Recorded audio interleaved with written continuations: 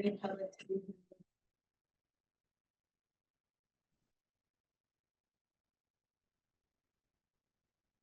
there, the motion to accept the minutes of the previous meeting.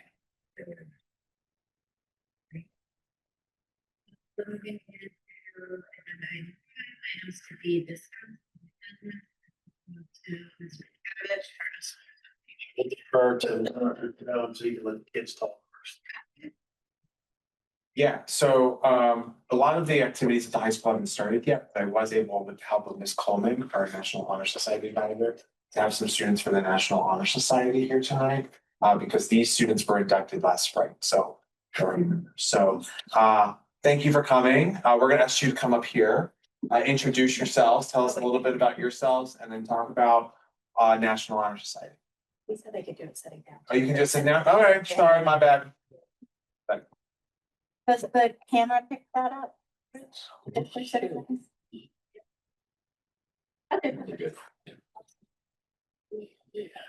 Okay, hi, my name's Charlene Zay. And I'm Aradhana Sahu. And I'm Chloe Chen. So out of the class of 2026, 128 students are members of the National Honor Society. So to be inducted as members, these students must uphold the standards that NHS has of service, leadership, scholarship, and character every year, starting in 9th grade. Additionally, last year's class for NHS class added to the 9th grades Arboretum as part of their senior service project, and this year's class is still currently attending theirs. Together, this year's members have completed more than 5,760 hours of service to our community through NHS. In addition, we've been active members of our springboard clubs, music programs, and sports teams. Meanwhile, we've dedicated ourselves to scholarship and maintained a 95% or higher GPA since the 9th grade. Finally, our teachers, coaches, and the other members of our community feel that we demonstrate character through our dignity, honesty, and respect for others. To me, NHS has been more than just a club, but rather a standard that I hold myself to. From academic expectations to all the way how I developed my character throughout high school, NHS has played a huge role from the very start. Since 9th grade, I found myself volunteering at dance recitals, fall festivals, and sports tournaments at schools throughout our district.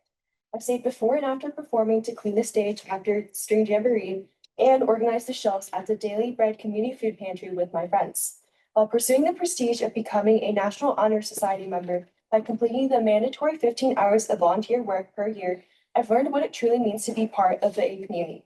I've seen firsthand the hours of preparation and work that go into organizing events for our community. As a senior in NHS this year, I hope to emulate the dedication for service work from adults in the community that I've seen over the years to create our senior service project. After graduating, I hope to study politics and economics in college in order to become a corporate lawyer. The great sense of community I've learned throughout NHS with me through college and for the rest of my career.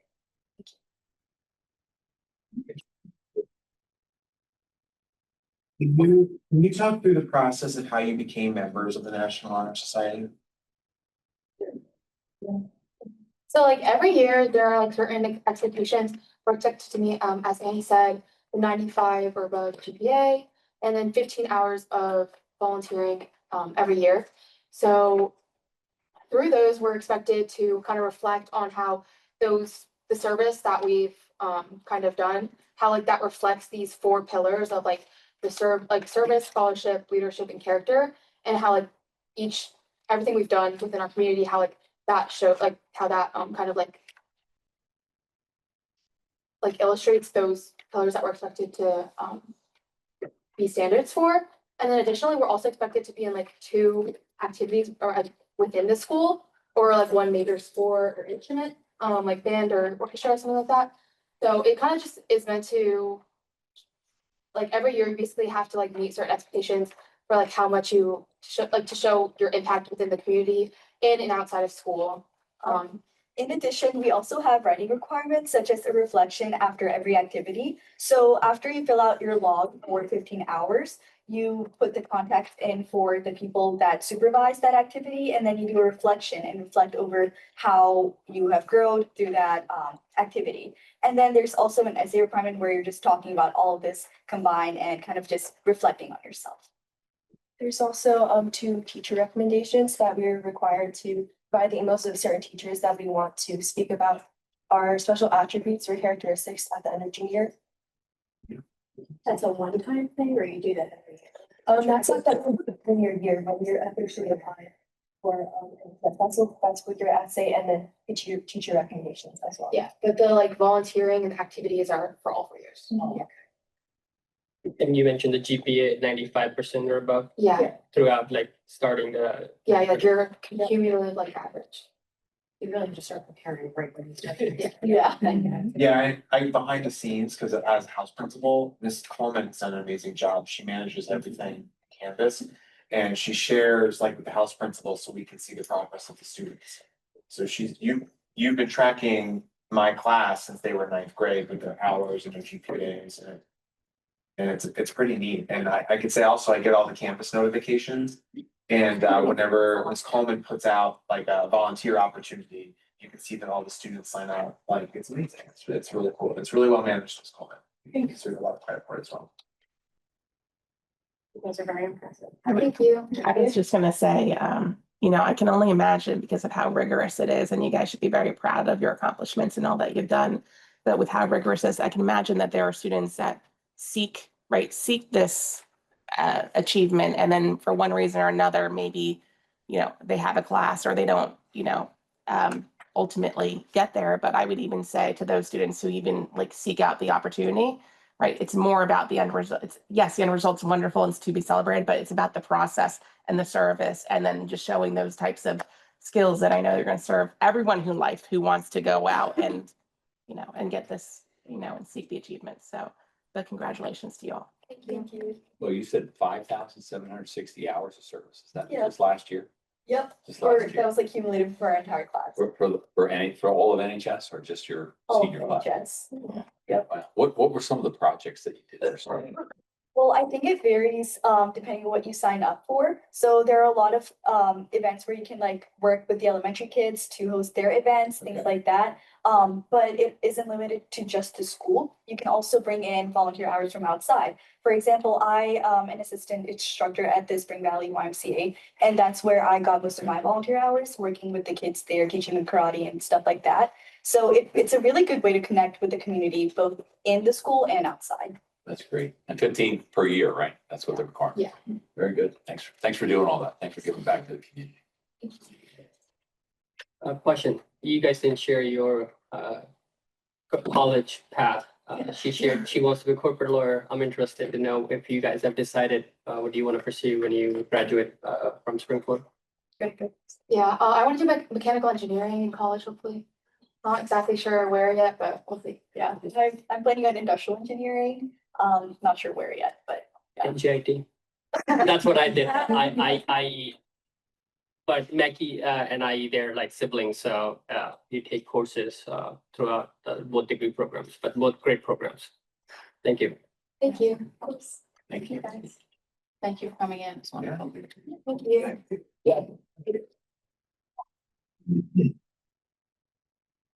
Great to see her. Thank you, Ms. Coleman. Thanks so much for coming. Thanks for all you're doing. Thank you.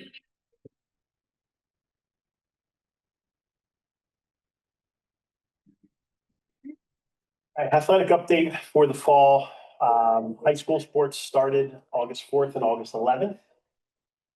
As of right now, we have 459 participants on our 9th through 12th grade teams.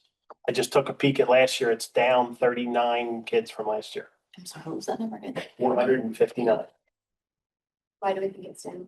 I was kind of looking at the specific sports. Cross country's down like 11 kids. Football's only one less.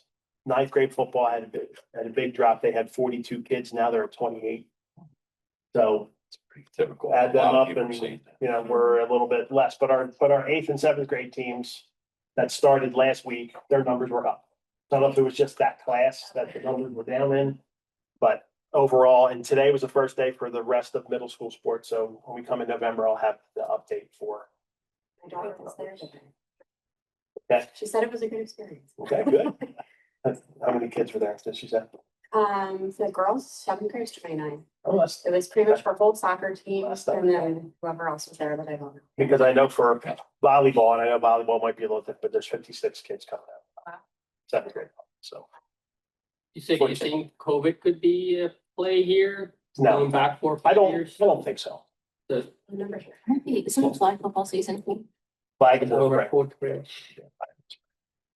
Football that could be the sweet spot for when COVID, when they were going to play in 4th grade or 5th Yeah. grade. But I don't know, it didn't stop other sports, but I think it's just an anomaly of the grade, class being low. So that's as far as the fall sports, that's what we have. The other thing I wanted to mention, and I spoke to Dr. Scanlon today, I had more to say, but we're going to kind of bring that back into a different area. We did receive another donation from the SFYAL youth basketball program for $4,500, which is, we now have $12,500 donated from them. That's going to go towards the new 9th grade scoreboard in the 9th grade center. So I'm in the process of getting another additional quote for that. I'm hoping our guys can put it in because the installation cost was outrageous. So I'm going to talk to Mr. Pellegrin. We started to have a conversation today, but I didn't quite have enough time to ask him about it. But that should keep the additional cost beyond the price of the board down, which I should have enough money in my budget to pay for. That's this year. That's this year, yes. And I'm sorry, you said at the 9th grade? 9th grade center, yeah. That board hasn't been working properly for a couple of years. And it is the only scoreboard we have that's not a Daktronics scoreboard. It was bought from a company called Fair Play. And it's just not a quality board.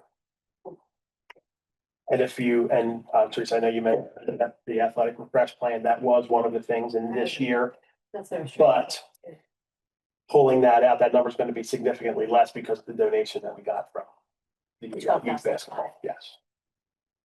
That's awesome. Thank you to them. Yeah. And they wanted just to be able to use it, and which is fine, that we will get 2 wireless consoles and one will go to them and one will go to us. And there's a panel on the bottom that they're adding to it, so we can, let it be known that they donated the funds for the board. So I'm working through that now. They kind of gave me hey, we need to have it this year. So that's by December 1st, we still have time. So I sent a message to Mr. Fink today to see what we really need to do for that process, because it's not all coming from our funds. That's a situation, just to refresh my memory, because I don't remember what we had the athletic budget where you're paying it back over time. Or what? In most cases, we would. It's a capital improvement project, but for this, we don't need to do that because I have enough money in my current year budget to fill the gap between what they've given us and what the board's going to cost. Beyond that, the rest of the things that are in this year is a, capital improvement, and then pay it back over the lifespan of each of the items. And Dr. Scan was going to bring that up when the facilities master planning comes. Part of the whole capital plan, we need to look at all preventative maintenance, not only just buildings, but your athletic facilities too. So Dan and I started teasing out what those are.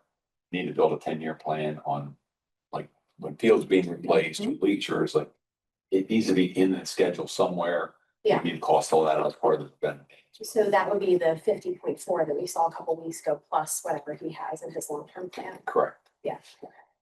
And whatever else we find. Well, yeah, that's just infrastructure. So it's infrastructure. Yeah. Right, and because it was never anywhere when I got the job, that's why I was kind of tasked with putting this together, because there wasn't really anything in our long-range plan. And I looked with Mr. Pellegrin today, back in the plan that was done in 2019, to see if there was really anything included or not. We found 1 or 2 things, but some of the things were very deficient in 2019. So we're only 6 years later, and some things need to be replaced. All I have. Any questions? Few comments, but I do. Board comment. So few things. This summer was really, really interesting for us, for my kid. Like we took him for a lot of swim lessons, and at the Ursinus, I saw a lot of our students teaching those toddlers and early age kids. So at some point, I think we should acknowledge that our swim team really add benefits, even though they're working there, they're earning hourly rate, but it's a struggle where our Sinus campus cannot find enough instructors throughout the summer to teach kids early on to learn swim lessons, swimming safety skills. So I felt our teams are doing a great job, and at some point we would like to highlight, acknowledgement that they go out of their way and they add extra work into our community. Same thing, I believe they do it at the other swimming facilities as well. But at least YMCA.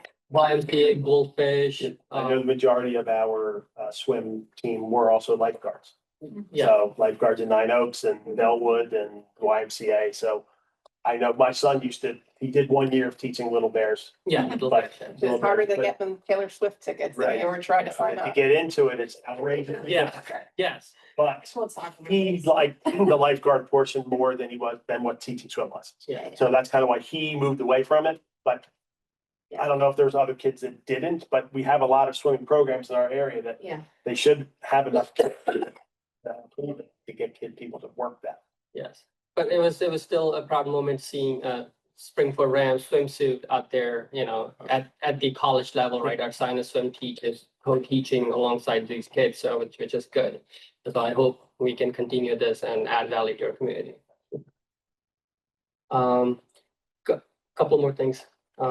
So in regards to winning scholarship, like in sports scholarship or full ride for colleges, do we highlight or give any kind of recognition to those kids? We have 2 signing days a year. Yeah. We have one in the fall, we have one in the spring. Our fall signing day is November 17th of this year. We put it on a board meeting night. So people don't have to come out for a second night. Crew comes out and takes pictures for us. And the spring night is April 20th. Okay. And if someone wins a military scholarship, Navy or Air Force scholarship, that be part of it too, or? Well, there's been some discussion about adding a specific slot for it. Yeah. Because I know when I was speaking to the ladies in the Future Planning Center, they wanted to have a military recognition. Mhm. But I kind of suggest, well, why don't we kind of fold it in with athletics so there's more people there to celebrate them? So Dan, there's a chance that our signing days also, it will include a military, because then they can either have the beginning or the end or however it slots in. And then other people there to recognize them and, congratulate them on what they're doing moving forward. The decision day, we do that because there's college, there's technical, there's Decision military. day is another thing on top of that happens usually the first, Yeah, May 1st, May 2nd, something like that. Dan, I can chime in. I've also worked with the FBC. We do have 2 specific dates for military signing to follow the week following the athletic signing night. So there's going to be one in the fall, one in the spring. They don't anticipate the one in the fall being too heavily attended because it's a little bit early in the year. Kids are still kind of young by that point. They need to be 18. So the one in the spring we're anticipating will be a little bit higher, but once we get probably closer to the end of September, we'll put those dates out. Thank you, Ms. Kerr. One more thing. So Dr. Scully, we talked about this, creating either a standalone club for consulting or sub part of other clubs where we can have our juniors or seniors get into the consulting phase, where if there's any in-house projects going on, for example, thinking about transportation, hey, we need to build a tracker of how many buses are coming in and going out, just giving an example, not necessarily there's an issue there, but something that can be looked at from a consulting lens. So this could fit in various groups because I think DECA is one of them. They do certain things, but I don't know if we want to create a subcategory of a club into various clubs or just a standalone club, which could really focus on consulting skill sets, working on special projects under the admin team or the leadership team. And they can really showcase those projects on their resume as well. When they go through the college applications, something that, students feel comfortable, like I worked on this project and it was. Could I just interject really quick? Mr. Jones, could you just I know we've talked about this every year about the club process, but if you could just give a really quick, in case in case you've missed it, on how exactly Yeah. the creation of clubs and how that process. Yeah, I mean, we have a mechanism in board policy about how we create new clubs, so that's something that can definitely happen. It's kind of, there's steps the club takes and they coordinate that with me. And then we have flexibility with our arrangement with the contracts and such for extracurriculars that we can move clubs in and out into like what we call an established capacity. So what you're saying, the spirit behind clubs is that they're student run, so if there's students that are really passionate about that, they know to reach out to me and then we start those wheels in motion. But that's the. It's something that, sorry, that we've also kind of noticed over the past couple of years is that a lot of times kind of in that volunteer spirit with NHS or just with, you know, preparing for college, resumes and things like that, there's a lot of student interest in creating a club. Yeah. And not so much participating in that club and making sure an established club runs well. So just kind of sticking to that structure, but I mean, I think it's a great idea. And just kind of not shutting down opportunities for new clubs, but kind of following that process of how they come to be. Yes, there's definitely opportunity. We find a group of students that are really passionate about that. We have the mechanism to put that into motion. Okay. You know, and I hear what you're saying. You're saying having an organization, whether it's an existing club or a new one, that kind of is a support mechanism for the. Yeah. You know. Yeah, because it's awesome. Sorry. I work at another school, a private school, but they have students that created an app that they use for signing students in and out, and they still use that. So. There's also EP research. So like last year, for example, there was a senior that did a project on Future Planning Center and presented the findings to me and Dr. Wright and sent them. I think she sent them over to the board and offered to send to the board. So there's a few avenues. I mentioned that because I'm an expert on that class, but like I found it interesting and she had some really interesting insights, but it was very thorough. So it might not be the exact same thing that you're talking about, but there are avenues where students are thinking critically about a project that they select and have a venue to present their findings. And I think she shared them with the 9th grade principal, if I'm not mistaken. So the high school principal. That's all. Thank you. Great.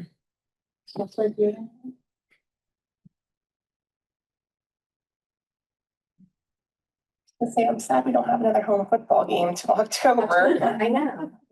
We had an anomaly, in the scheduling. I know. When we went to a scheduling group with the Chestnut, we were playing downtown East and West. And they are not allowed to play home games consecutive Friday and Saturdays because it's their same people that work both nights. So they asked if we would take them home for the first year. I'm like, great. And then I'm looking at it, so last September was 4 consecutive Friday nights or. And that was not a criticism, but I do want to say, like, I have really enjoyed, like, you know, your oversight, and I know what you've been doing with the GameWare. Is that the Instagram page, the GameWare? I no official capacity over that. Okay. Yeah, I so, can't claim official. But I will say, Mr. Jones has taken the lead as the senior class administrator to bring the student section yeah, under and, you know, under his wing and saying, this is how we really would like it to be run. Yeah, before the meeting started, I was telling Mr. Jones how, you know, we were at the and it's clear that there's some new leadership there and you can really tell the difference. and I love bad romance. Tell Mr. Walls more bad romance. Like it, like the addition. Yeah. Sure, yeah, I can do my report. So clubs and activities are really just kind of starting this week. So I don't have numbers or anything that I can report. I don't really have a lot of ongoing yet. There were 2 things I wanted to share. The first is some news that came in from over the summer. And then the second is just kind of a list of all that are going to happen between now and the next time that this committee meets. So the big news we got over the summer was that we had some members from the Future Business Leaders Association that went to Anaheim, California for like a national leadership competition. We sent 5 students from Springford. And when I say we, 5 students went, but you know, as per policy, they went on their own. That was not anything that came in front of the board. But they went and they competed with like 14,000 students from across the country. And one of our students, Chloe Chen, who's a senior, placed second in the business law competition, which is like pretty impressive. I know that we shared some of that out over the summer, but it's pretty neat. You know, through this committee, FBLA went and attended local and state competitions and got our students to the point where they could go to Anaheim and compete. That's pretty impressive. So 5 students went. They're all seniors at the high school. And then Chloe was like really successful with her business law competition, which is Will we incredible. recognize them at the board tour? We can, yeah, I'm gonna send my notes to Ms. Deerdorf and Dr. Jim Batista. We Yeah. can. Yeah. And so then, just some things that are coming up between now and the next time, when I'll have a little bit more concrete information for the committee. We have our college and career fair. It's on September 17th at 6 p.m. It's huge. It's a really nice night. Like over 150 universities and employers show up. The marching band has its home show on September 20th. That's a big event that the school hosts. And then we have all like our next homecoming game is October 3rd, but it's Perkiomen Valley, and it's always a big one. So I put that on there because that's usually historically our biggest game of the year in terms of like just interest. And I know the senior class is really motivated about that game. And then we have our homecoming week. So we will have Spirit Week, the week of October 7th. We have PSATs in the middle of Spirit Week, which is gonna be really fun and interesting. But I'm not in charge of PSAT, so I don't have to worry about that. And then on Friday night, will be the Powder Puff game for grades 11 and 12. Where you'll get to see the students play in grades 11 and 12 play each other. There will be the Powder Puff halftime dance, which you don't ever know what's gonna come from that. And then simultaneously in the 10-12 center that night is the grades 9 and 10 homecoming dance in the main gym. Saturday at noon, we have the homecoming parade. At 2 o'clock, we have the homecoming game that follows the tailgate that we do in accordance with SFEA. And then that night, Saturday, October 11th at 7 p.m. is the grades 11 and 12 homecoming dance. I think we will have met by this point, but I wanted to put it on the radar of the community. The fall play is November 14th and 15th is the Wizard of Oz this year. And they're definitely leaning into the whole Wicked thing, because that's gonna be about when cartoon comes out. And so they do Friday 7 p.m. show, a Saturday 7 p.m. show. And then historically in the past, the 1 p.m. show has been an adaptive show for our community with disabilities. That's a little bit more open-ended for them to enjoy the experience. But so there will be 3 opportunities to see the Wizard of Oz that weekend. But I'm pretty sure we have a meeting in November, but we didn't get that out there. So What days did you say? 17th. that's November 14th and Oh, 15th 14th, is the play. fall play. Yeah, Friday and Saturday. There's a Friday 7 p.m. performance, a Saturday 1 p.m., which is usually the adaptive performance, and then a Friday November 15th, 7 p.m. Thank you. But I know it's usually very interesting at this committee about what the play is, so I actually know it this year. They usually don't tell us. They don't tell us, right? But I actually know it's the Wizard of Oz. November 5th is a Wednesday, which is on my calendar, the next yeah. extracurricular, because thought we- election yeah. day is the 4th, so I believe we've been So it's on a Wednesday. Yeah, so all the homecoming stuff is in between now and then. That's obviously gonna be a really fun time. Cool, awesome. Yeah. November 5th, Wednesday. Yeah. November 5th, Wednesday. Because election day is Tuesday when. Yeah, we don't usually do meetings. Alright, so I did board comment already. Any public comment related to the extracurricular committee?